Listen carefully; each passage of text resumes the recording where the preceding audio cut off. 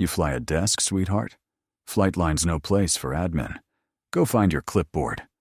The words carried the length of the ramp, pitched to travel, pitched for the 3 other young men within earshot who were meant to laugh.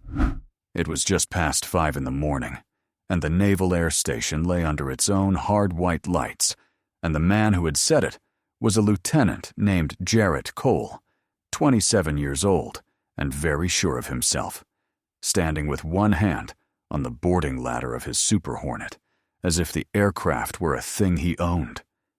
She did not answer him. She did not even turn her head all the way. Only her eyes moved, tracking the jet on the far side of the line, as its rudders swept once, left and right, and settled. A control check. A small thing. The kind of thing that meant a pilot in that far cockpit was awake and doing the job right. She watched it the way you watch a familiar handwriting. Then her eyes came back to Cole, unhurried, and rested on him without heat, and she said nothing at all. The flight line at dawn was a cold and ordered country. A row of FA-18 Super Hornets sat nose to tail down the ramp, canopies up, boarding ladders hung, each jet tended by a plane captain in a colored float coat, moving through the choreography of a morning launch. The air smelled of jet fuel and the sea, of hydraulic fluid and cold metal, and under it all ran the rising whine of an auxiliary power unit, spooling somewhere down the line, climbing toward the register that lives behind the breastbone. The woman stood at the edge of it, in a plain blue flight jacket, zipped to the throat against the wind off the water, and clipped to her breast was a visitor's flight line badge with a red band and 2 red block words: escort required. The badge said what she was not allowed to do. It did not say what she was. Nobody on that ramp had thought to ask. She watched the way a pilot watches, not the airplane, but everything the airplane was about to do. Her hands rested at her sides, and every so often the fingers stirred, the right hand and the left. A small, independent motion, as if they lay on a stick and a throttle that were not there. She read the windsock at the far end of the field. She read the sky over the eastern hills, where the dark was going the color of gunmetal. She read the ramp itself, the whole moving picture of it, and her stillness in the middle of all that motion was the stillness of a person for whom none of it was strange. From the doorway of the line shack, 60 feet down the ramp, a man named Harlan Boyd watched her and frowned. Boyd was 60 years old, a retired Master Chief Petty Officer, and he ran the flight line detail now as a civilian, which meant he had spent 40 years learning to read men and machines in the dark. He could not yet say what it was about the woman in the blue jacket. He only knew that she stood the way certain people stood, and that he had seen that particular economy before, a long time ago, in rooms where the walls were steel. Now where, he murmured to himself, have I seen somebody stand like that? Boyd had spent the back half of his career on carrier flight decks, in the yellow shirt world of catapults and arresting gear, where a man learns to read a launch the way a farmer reads weather. He knew the choreography of a morning by heart. He knew the small tells that said a crew was sharp and the smaller ones that said a crew was tired. And he knew, above all, that most people who wandered onto a flight line stood wrong.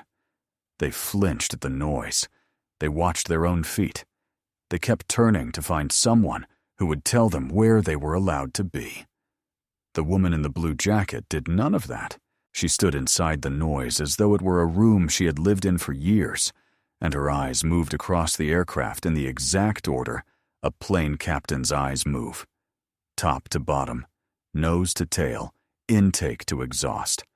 A sequence you do not learn from a manual, only from 10,000 repetitions in the cold. Boyd found that he could not stop watching her watch, There was an economy in it that he associated with only one kind of person, and it was not the kind of person who carried a clipboard. Cole laughed at whatever a wingman had said, turned back to his jet, and never noticed that the woman he had dismissed had already found the one thing on the ramp he had missed. She had found it 30 feet away in the poor light, without appearing to look for it. On the leading-edge extension of Cole's Super Hornet, a small access panel sat a half-shade proud of the skin around it, a fastener not quite seated, the kind of thing a rushed walk-around slides past. And near the number 2 intake, a scrap of safety wire lay curled on the concrete, bright as a fishhook, drifting a slow inch at a time toward the mouth of the engine on the breath of the wind. She spoke to the plane captain nearest her, a young airman with a float coat 2 sizes too big, and a grease pencil board hung at his hip. She did not raise her voice. She used the flat, stripped-down grammar of the flight line, the language you learn so deep it comes out before courtesy does. "Your number 4 fastener on that leading-edge panel isn't seated," she said. "Have him recheck it before he pulls chocks." The airman, his name tape read Fontaine, looked where she was looking, walked 3 steps, crouched, and put a gloved thumb against the panel. It gave. His eyebrows went up under the brim of his cranial. "Yes, ma'am," he said. "Good catch. And you've got debris walking toward that intake." She lifted her chin an inch at the curl of wire. "On your right." Fontaine turned, saw it, crossed the distance in 2 strides, and closed his fist around the wire before it could travel the last foot. He came up holding it, and he looked at the woman in the blue jacket the way you look at a card that has just been turned face up. She had said the word debris the way other people said good morning, and she had said intake the way you say the name of your own street. It was a reflex worn smooth by 10,000 walk-downs of a flight deck, a thing the body keeps long after the uniform is folded away. Fontaine did not have the vocabulary yet to name what he had just seen, but he had been on the line long enough to know that he had seen it. She had not moved from her spot to catch either thing. That was the part that stayed with him afterward. She had found the loose panel and the loose wire without walking the jet, without a flashlight, without so much as leaning in. She had found them the way you notice a wrong note in a song you have heard 1,000 times, because the whole picture was familiar enough that the one wrong thing stood out of it like a raised hand. He watched her eyes go back to the line, to the Super Hornet 3 spots down that was coming up on its engine start, and he watched them track the sequence of it, the wave-off of the fire bottle, the turn of the plane captain's lighted wands, the first slow spool of the motor. And he saw her lips move, just slightly, a half-second before each step happened, as though she were reading a script she had written herself. She was calling the start in her head. She was flying a jet that was not hers, from the ground, in a blue windbreaker, and she did not appear to know she was doing it. Cole had heard the exchange. He came around the nose of his jet with a grin already loaded. "The panel's fine, sweetheart," he said over his shoulder, for the benefit of the 2 pilots drifting toward him. "We don't need the auditor doing our walkarounds. Fontaine, quit talking to the tourists." Fontaine straightened, the wire still in his fist, and said nothing, and did not put it down. Down the ramp, Boyd stepped out of the line shack into the wind. He had a clipboard in his hand, with the morning's flight schedule clipped to it, and he was looking at the woman with open attention now, and something in the back of his memory had begun, very slowly, to turn over. He looked down at the schedule in his hand, and then back at the woman in the blue jacket, and the first cold thread of recognition began to pull. By then, the 2 other pilots had reached Cole, and the morning had given him an audience, and a certain kind of man cannot leave an audience unentertained.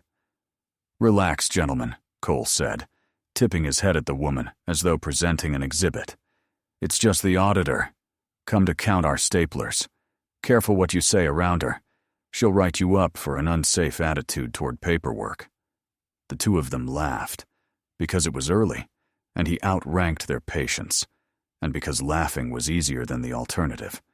One of them, a lieutenant junior grade barely a year out of the training command, glanced at the woman while he laughed, and something in the way she stood snagged at him, the same way it had snagged at Boyd, and his laugh came out a half-beat short. He could not have told you why.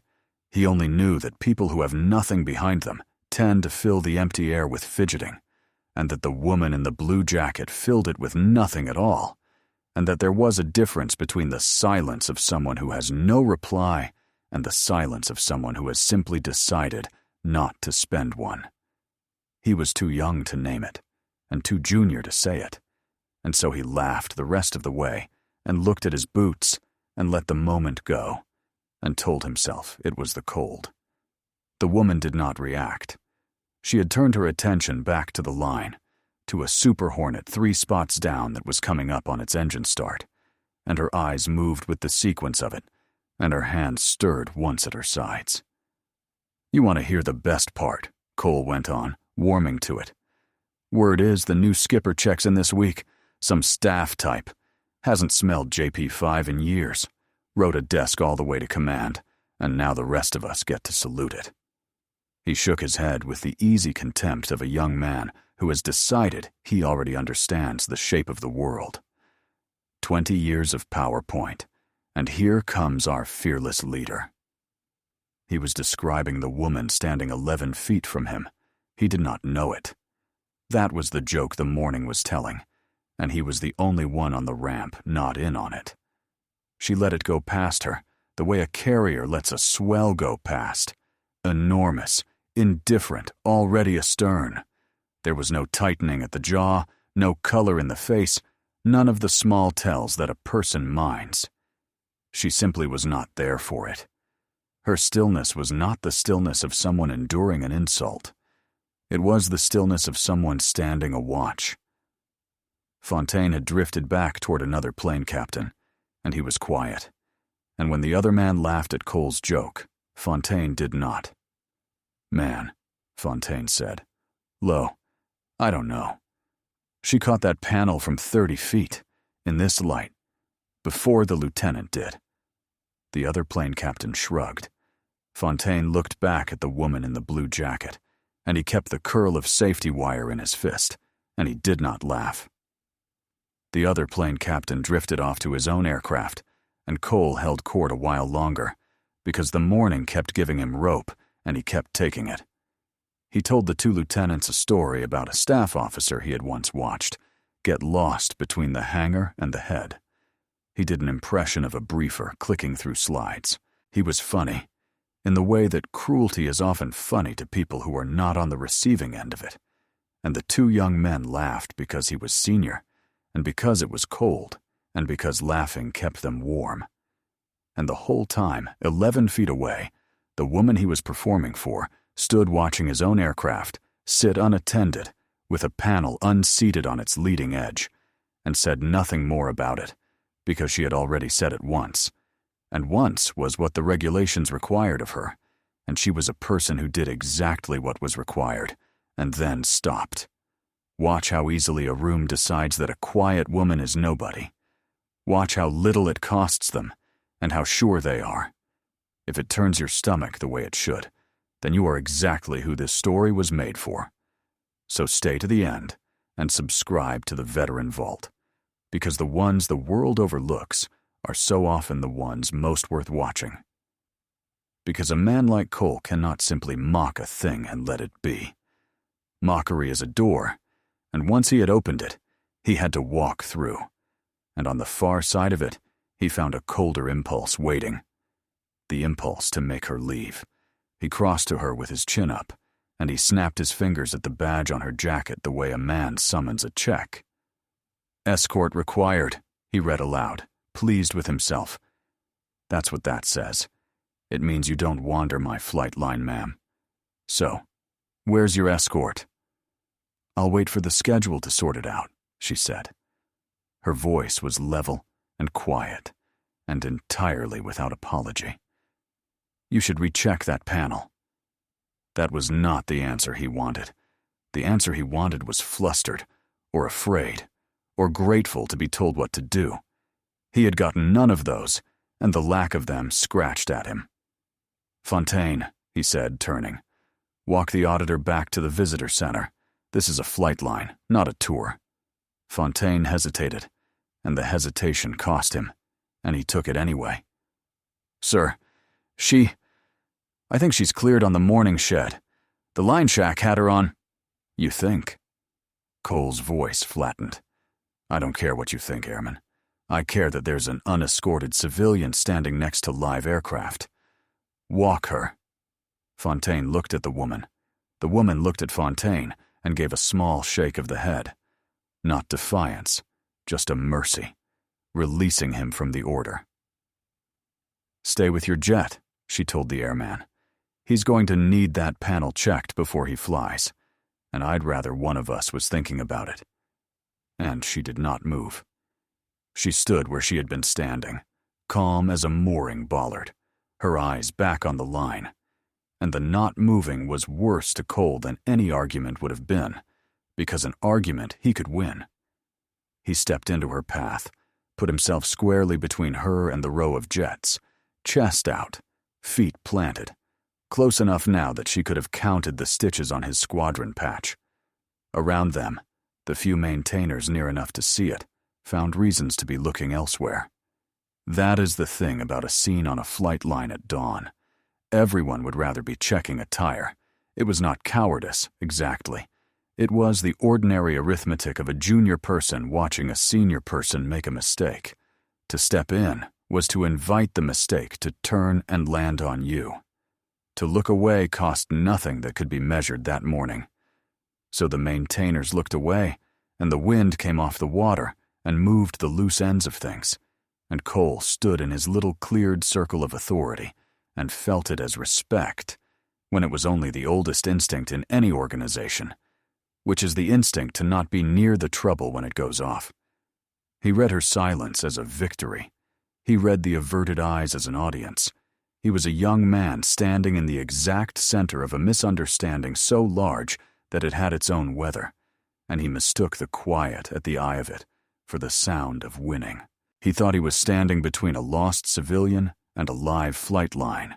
He was standing between a combat aviator and her airplane, and the only man on the ramp who understood that was already crossing the concrete toward them with the unhurried speed of a man who has decided something and does not intend to be talked out of it. Boyd arrived at Cole's shoulder. He did not raise his voice.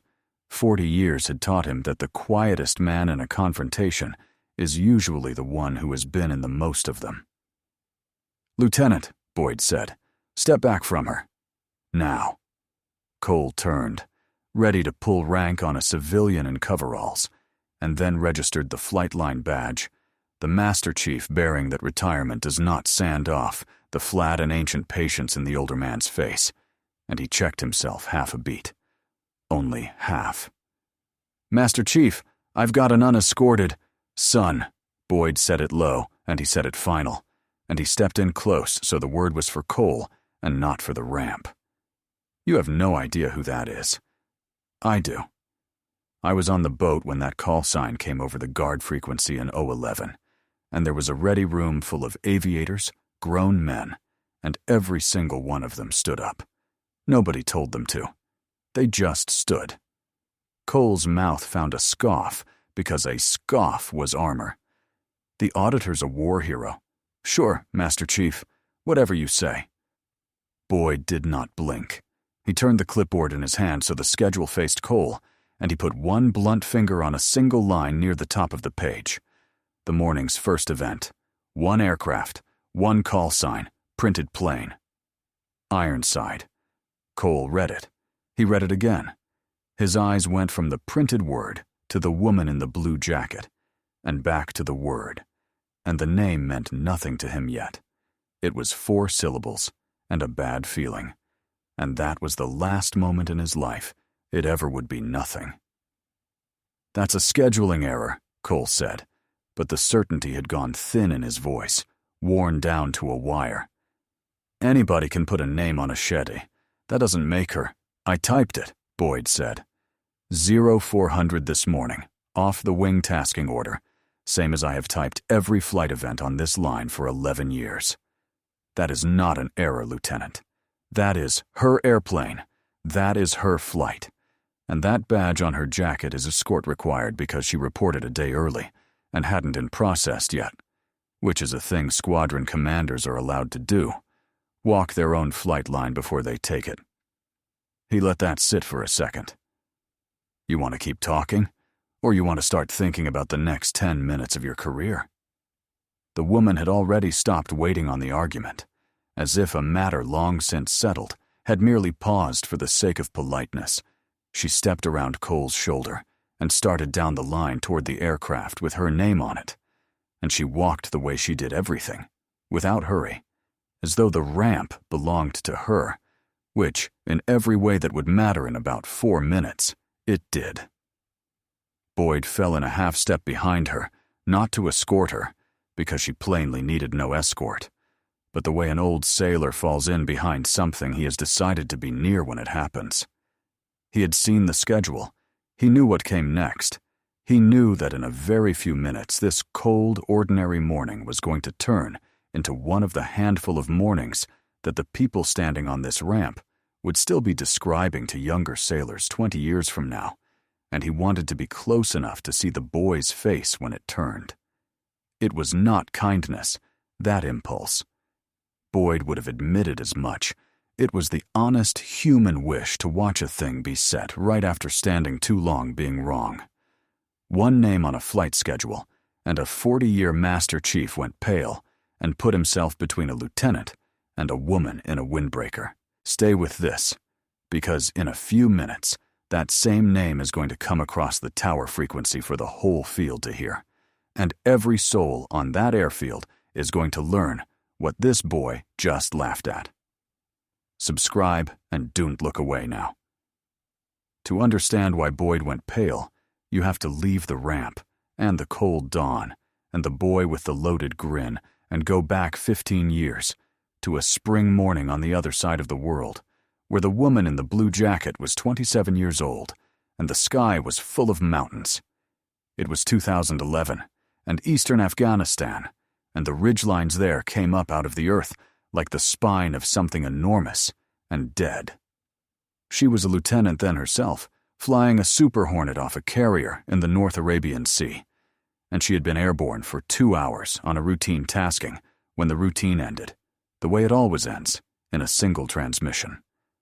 The voice on the radio was very calm and very young, and it was saying the words they train you never to have to say. Troops in contact. Danger close. The voice belonged to a joint terminal attack controller on the ground with a Navy Special Operations element, a SEAL team, 8 men, on a ridge they were supposed to have left an hour before, pinned now in the open by a force that had the high ground and the numbers and the daylight. The controller read the situation up to her in the clipped, careful cadence of a man managing his own fear by refusing to spend it. And under his voice on the open channel, she could hear the other sound, the flat, rapid stitching of it, close.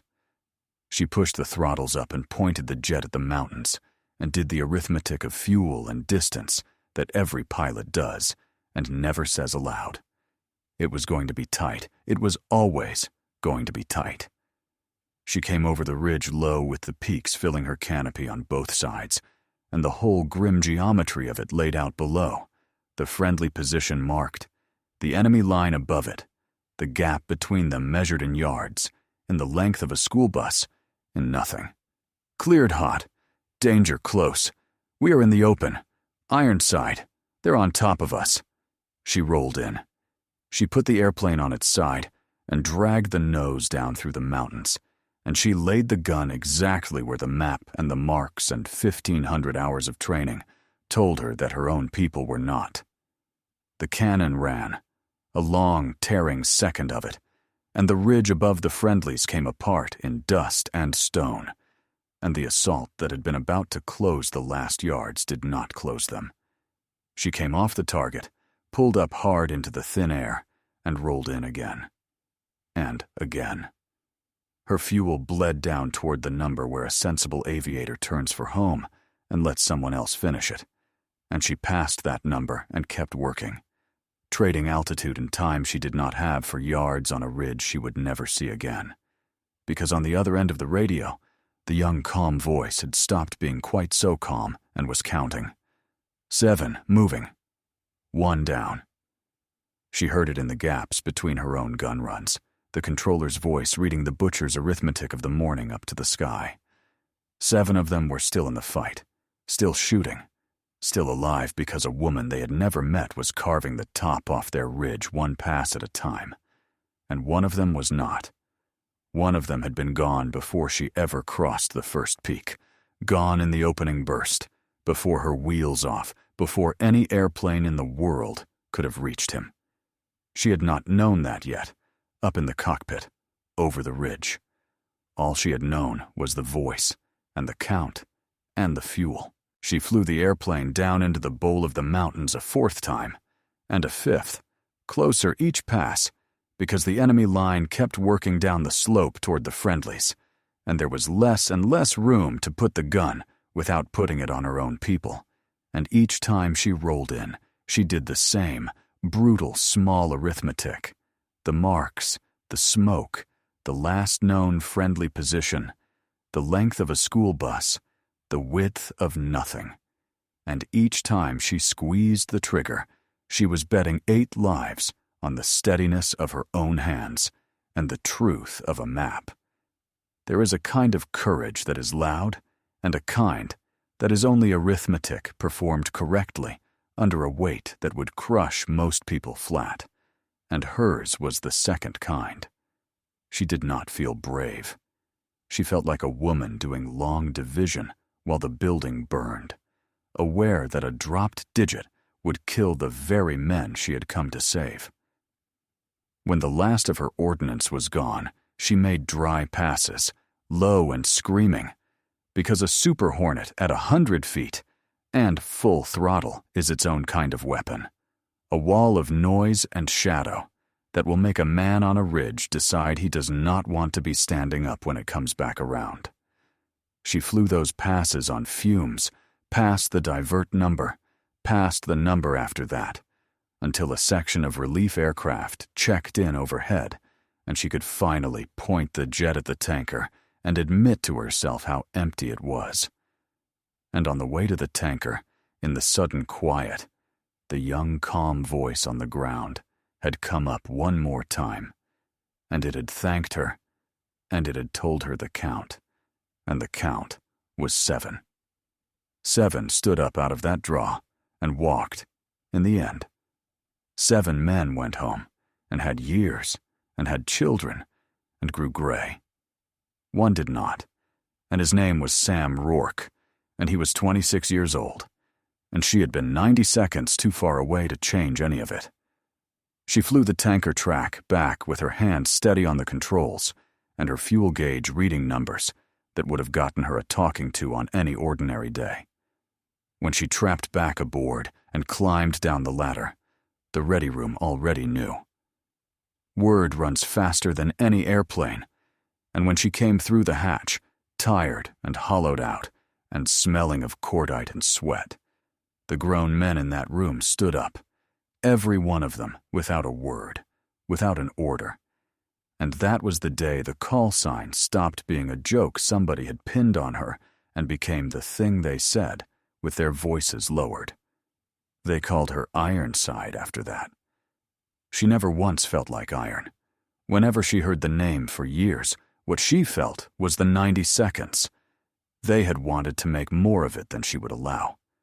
There was a ceremony, months later, and a citation read aloud, and a blue and white ribbon that a man with stars on his collar pinned to her chest while cameras recorded it for the people back home.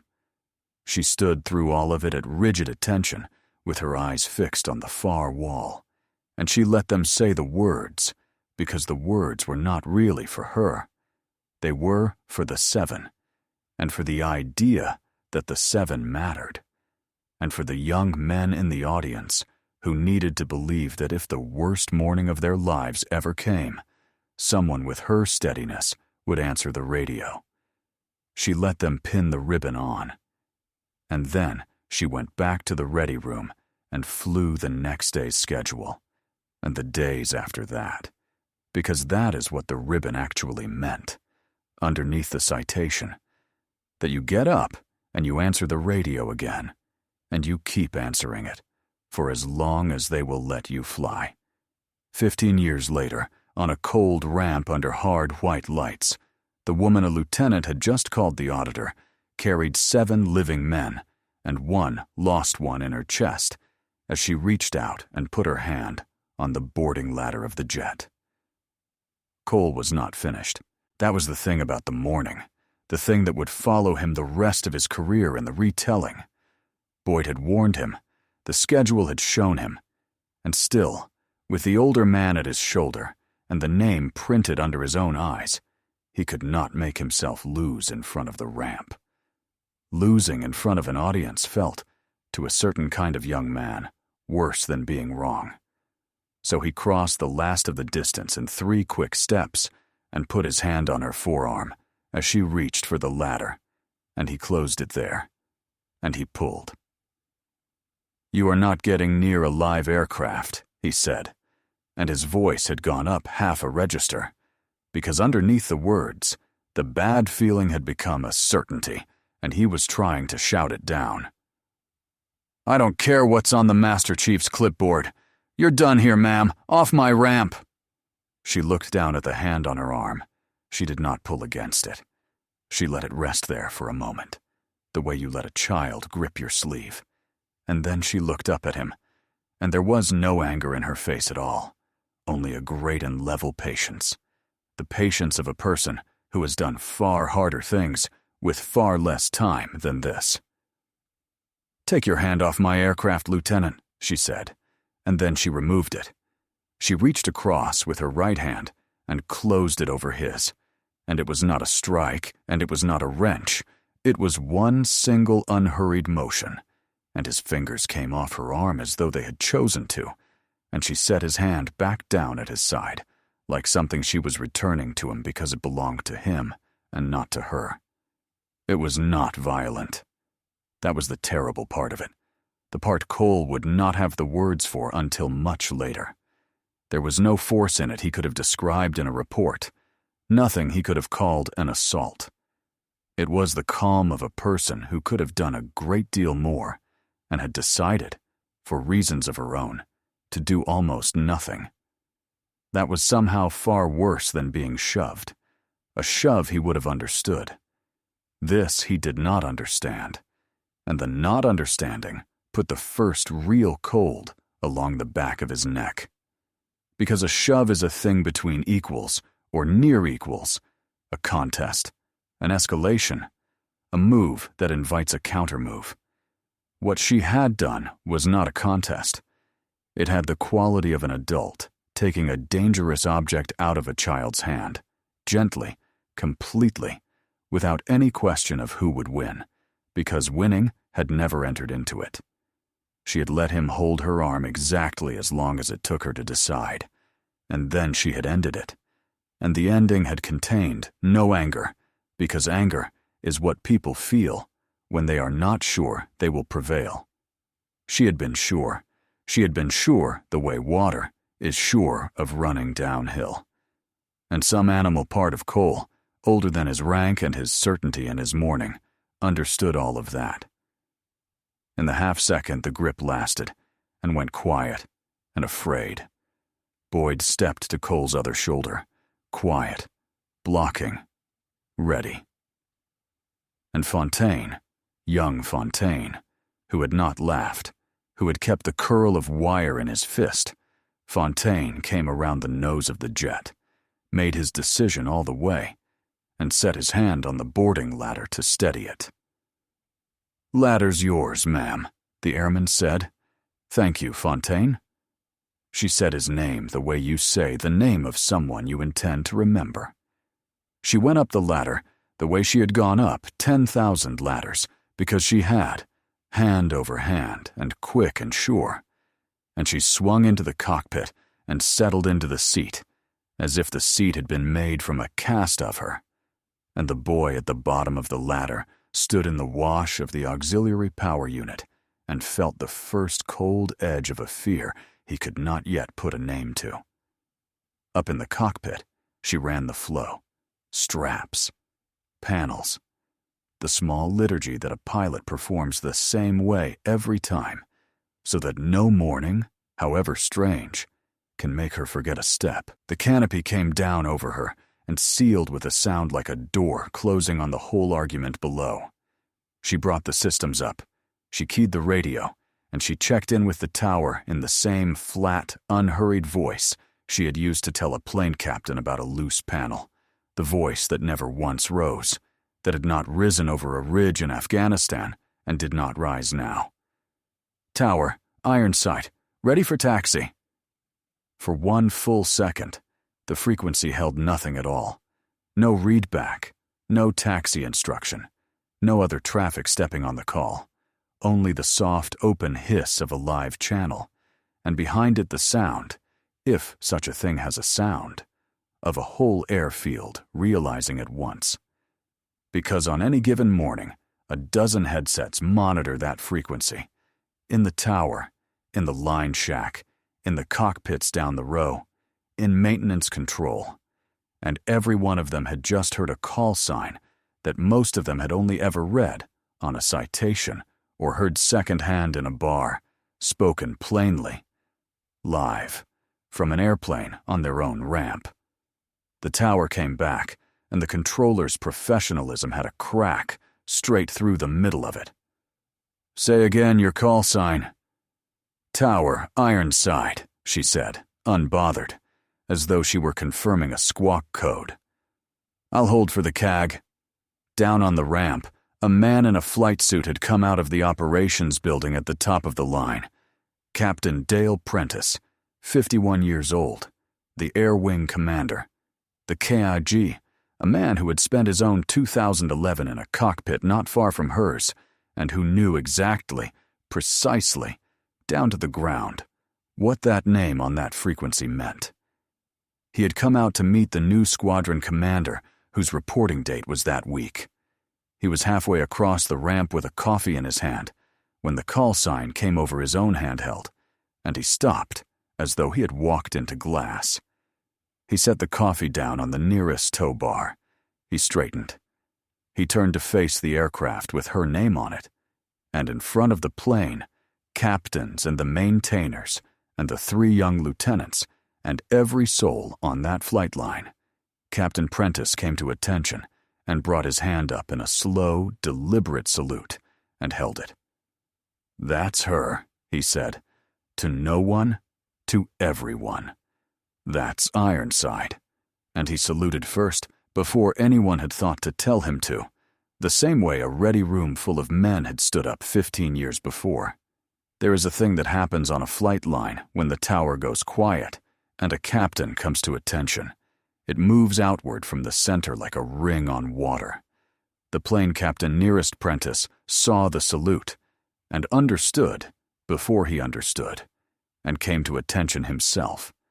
And the man beside him caught it, and the man beside him, and in the space of a few seconds, the whole ordered row of aircraft had a row of people standing straight in front of it, cranials off or hands frozen halfway to a tool, every face turned toward the one taxiing jet. It was not a drill. Nobody called it. It was the involuntary posture a body takes when it finally understands what it is standing next to. Word had run down the frequency and out across the ramp in the way that word runs. A name, a citation half remembered, the phrase over the guard frick in 011. And one by one, the people on that line stopped being a maintenance crew and became an honor guard that had assembled itself.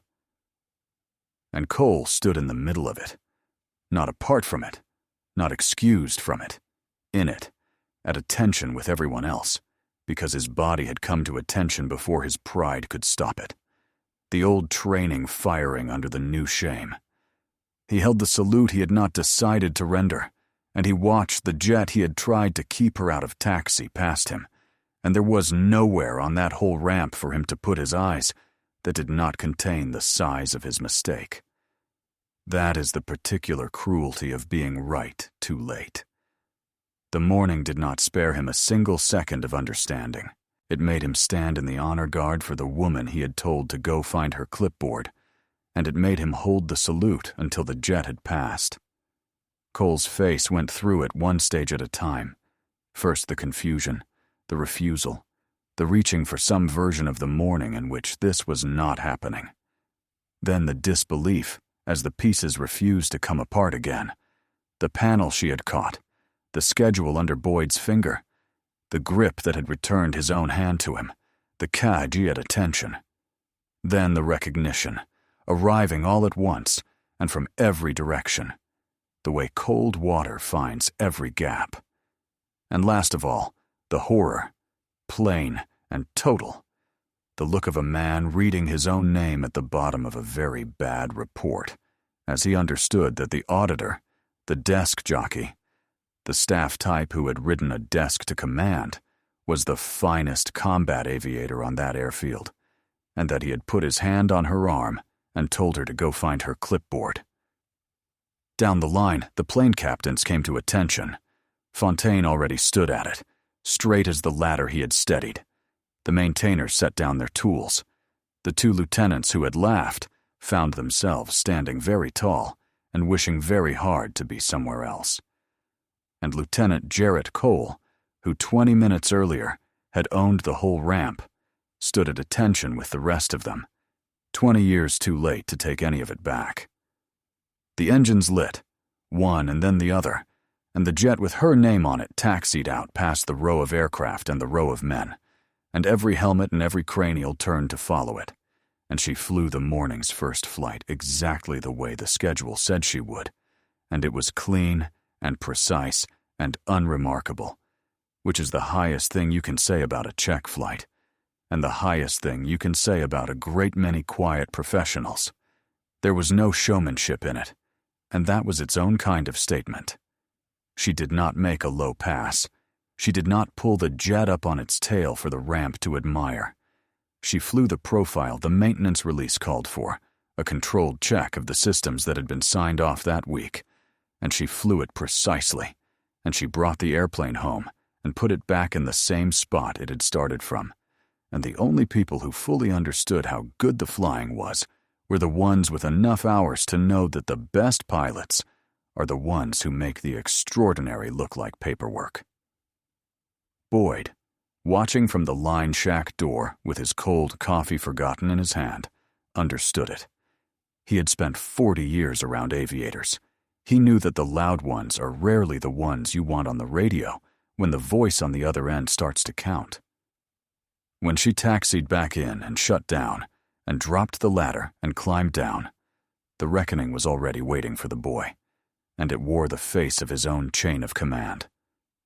Lieutenant Commander Gil Marchetti, 44, the squadron's department head, had come down to the line the moment the story reached the operations building, which was almost at once. He found Cole where the morning had left him, and he did not raise his voice either, because he did not have to. "You put your hand on a squadron commander on her own flight line, Lieutenant," Marchetti said. "Her flight line. You ordered a plane captain to march her off it. You are grounded pending review, effective now. Go wait in my office. And while you wait, I want you to think hard about the kind of officer you almost decided to be this morning." Cole opened his mouth. There was nothing in it. He closed it and went. He walked off the line past the row of jets and the row of people, and every step of it was a small education. The two lieutenants who had laughed with him found somewhere else to look, which was its own answer. Fontaine, standing by the ladder, did not gloat, and the absence of the gloat was worse than any triumph would have been, because it told Cole that the airman had understood the whole morning better than he had, from the first loose panel onward, and had simply been too junior for anyone to ask. Cole had spent the dawn certain that he was the most important person on that ramp. He walked off it, having learned that he had been, from the beginning, the only person there who did not know what he was looking at. That is a specific kind of shame, and it does not fade quickly.